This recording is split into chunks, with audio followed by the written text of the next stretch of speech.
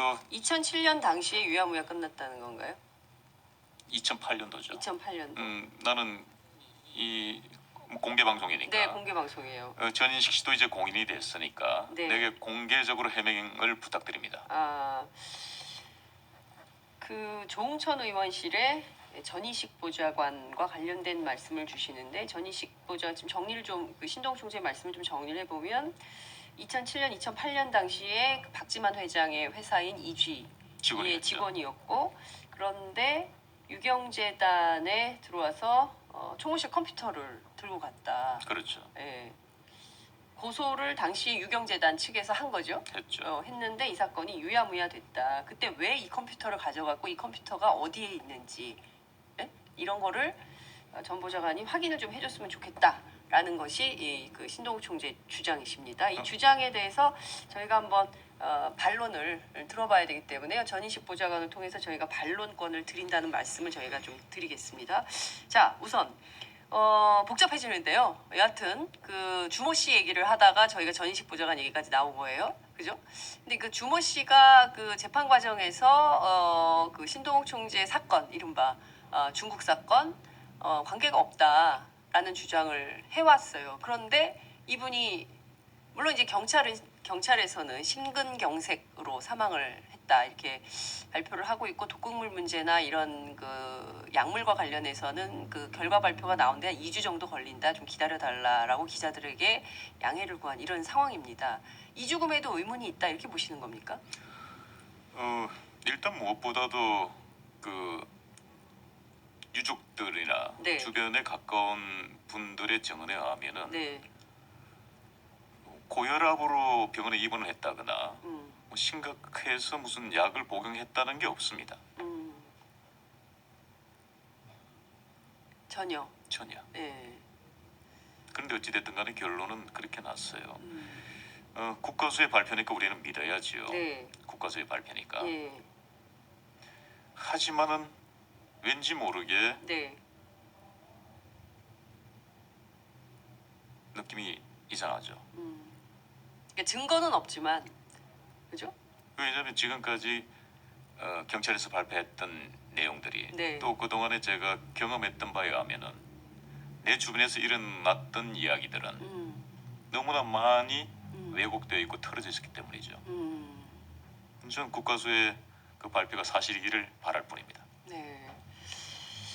자, 주모 씨 빈소도 다녀오셨습니까? 가지 못했습니다. 가려고 그 방문 계획을 알렸는데 네. 유족 측에서 반대를 했죠. 반대 이유는요? 제가 그 SNS에 올린 글들에 대해서 네. 뭐 불쾌감을 드러냈다고 합니다. 음. 그런데 그 바쁜 와중에 슬픔에 젖어야 되실 분들이 제 SNS의 글을 읽을 시간이 있었는지 모르겠습니다. 그게 정확한 유족의 뜻인지도 확인은 된 건가요? 확인된 겁니다. 그건 확인이 된 거고요. 알겠습니다. 그것이 알고 싶다 방영이 된 이후에 고향집에 정체불명의 남자 2명이 찾아왔다라는 내용을 SNS에 올리셨어요. 그분들은 좀 확인이 됐습니까? 어떤 신원인지? 확인되지 않았죠. 근데 그날이 토요일입니다. 토요일. 네. 토요일 날 경찰들이 뭐 우리 집에 와야 될 이유가 없을 것 같아요. 상식적으로. 네. 그리고 경찰이라면 대한민국 경찰이면 당당하게 신분증을 보여줘야죠. 근데 신분증도 없고 무슨 이유로 고향집에 왔다고 하던가요? 그 알 수 없는 2명의 남자는?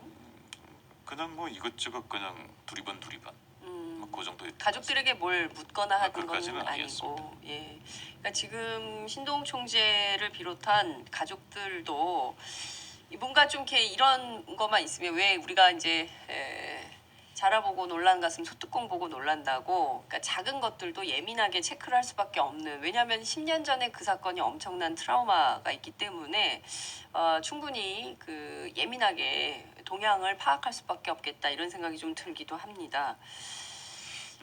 그럴 수밖에 없는 게 박용철 씨가 죽기 전에 저에게 이런 얘기를 합니다. 제가 탑골공원에서 막걸리를 많이 하잖아요. 예. 그 공공원을 탑골공원에서 막걸리 하십니까? 아니 나는 여기서 밥도 해결하고 네. 커피값도 해결하고 네. 막걸리집에서 네. 일석이조 아니에요. 네. 그런데 이렇게 얘기합니다. 반드시 세면장을 다녀오시고 난 다음에는 따져 있는 막걸리는 버리셔야 됩니다. 아니 그 아까운 술 어떻게 버립니까? 예. 예. 그곳에 약을 타면 어떡할 겁니까? 어. 그 지도새도 모르게 당한다는 겁니다. 나는 마약을 하지 않았는데 네. 누군가가 막걸리에다 약을 탔을 경우에 네. 난 마약을 한 게 된다는 거죠. 그리고 그 중에 누군가가 경찰에 가서 자수를 한다는 겁니다. 제가 마약을 했는데요. 네. 자, 그러면 신동욱 총재와 함께 했거든요. 막걸리에서 타서 먹는 거 봤어요 제가. 예. 이렇게 진술을 하면 네. 제가 조사를 받을 수밖에 없다는 겁니다. 그게 바로 중남경찰서 마약 마약 업무 사건이 그렇게 해서 된 겁니다. 그렇군요. 자, 우선 제가 궁금한 게요. 왜 신동욱 총재를 누군가가 끊임없이 이렇게 공작을 통해서 죽음의 문턱까지 밀어넣는다고 보십니까? 벌써 10년이기 때문에 어떤 의도가 무엇인지는 간파를 하실 수 있을 것 같아요. 그러니까 초반에는 박근영 씨와 결혼한, 이를테면은 그 어떤 뭘 노리고 권력과 돈을 노리고 온 사기꾼이다, 이런 인식들이 가족 안에 있었다 하더라도 그 세월을 보내면서 그런 사람이 아니다라는 게 확인이 될 수 있잖아요. 그 중에 하나 놓칠 게 있어요. 네. 가족들이나 그 주변의 세력들은 네. 제 아내가 집도 절도 없다라는 걸 잘 알고 있습니다. 그러니까 제가 돈을 노리고 오지 않았다는 건 너무나 잘 아는 겁니다. 정말 그 사람 아무것도 없으니까요. 박근영 씨 재산이 아무것도 없으니까요. 그 정두원 의원에 따르면 출연료 때문에 종편 출연했었다, 박근영 씨가 그런 얘기 하거든요. 사실입니까? 사실입니다. 그래요. 자 그러니까 그건 거짓말이라는 네. 거죠. 예. 그런데 하나가 짚히는 게 예. 제가 정치를 하기 때문에 그렇습니다. 어. 그 한 예로 말이죠. 네. 나는 이정현 의원께 내 공개 질문하겠습니다. 새누리당 이정현 이정현 의원. 의원께. 네. 2009년 10월 13일 제가 결혼식 할 때 네. 이정현 의원이 네. 언론사 기자들에게 네. 제 처형 되시는 박근혜 그 당시 당 대표께서 네.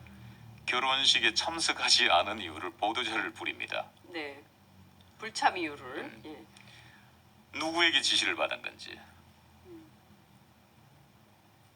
박근혜 대통령께 직접 지시를 받으셔서 하신 건지, 네.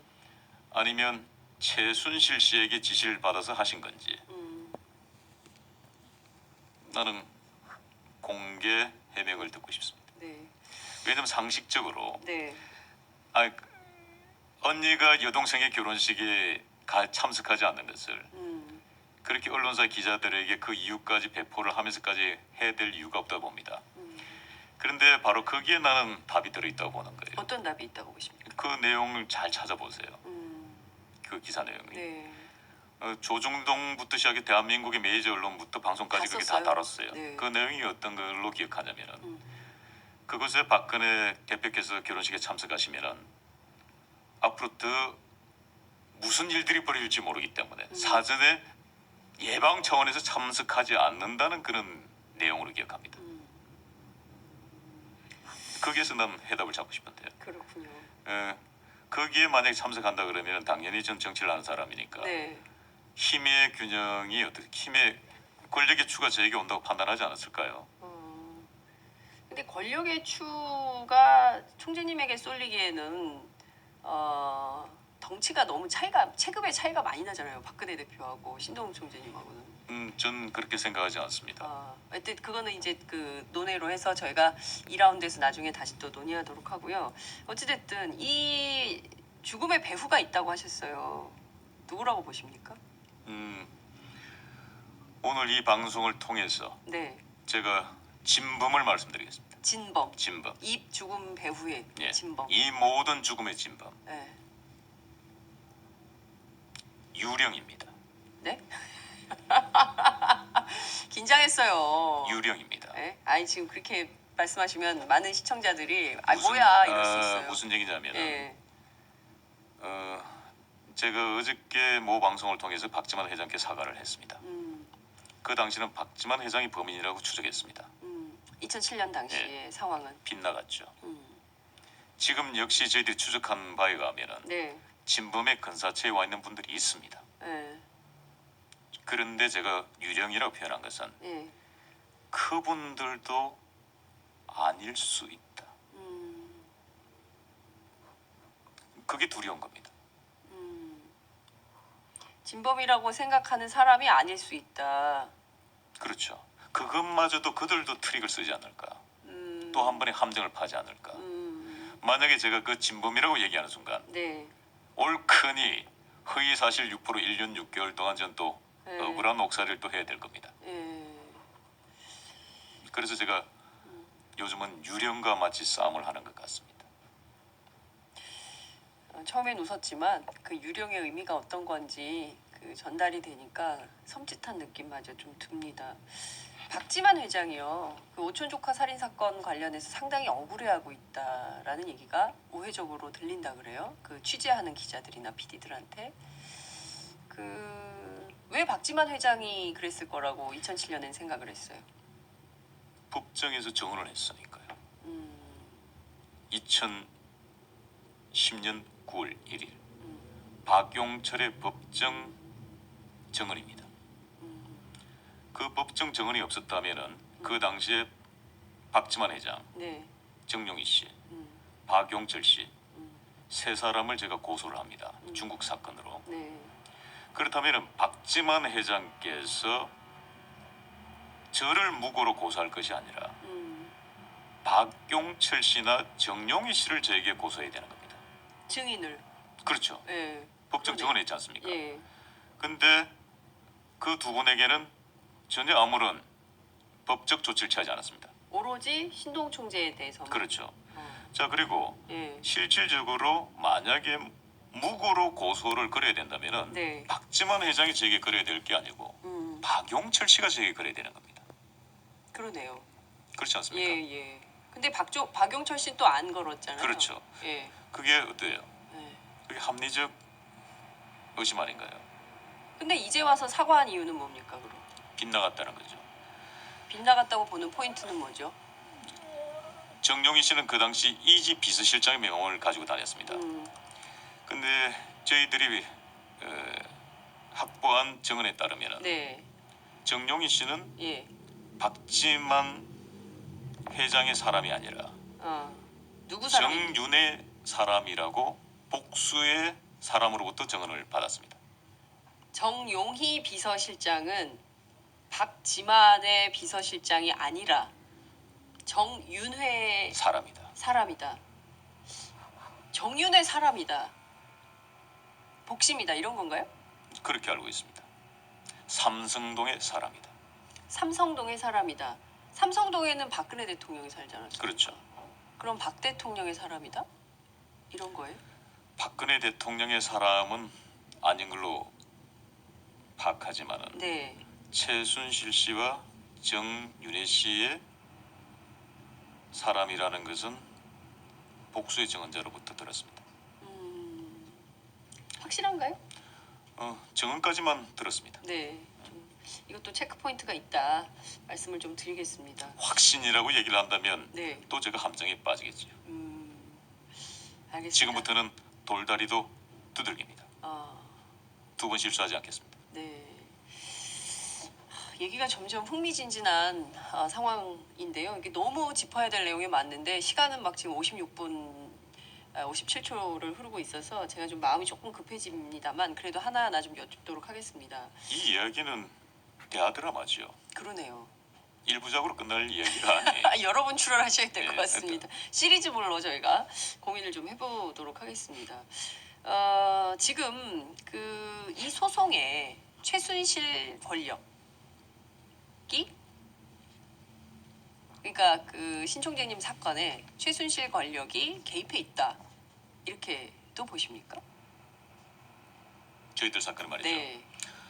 전 거기에 대해서 강한 의심을 하고 있습니다. 강한 의심이 있다. 어떤 대목에서 그런 의심을 합리적 의심이라면 말씀을 해주시면 좋을 것 같아요. 복수의 증언자들로부터 확보한 증언에 따르면은 네, 2007년 11월 유경재단 폭력 강탈 사건 때 네, 그 현장에 최순실, 음, 정윤혜 씨가 왔다는 이야기를 확보하고 있습니다. 네.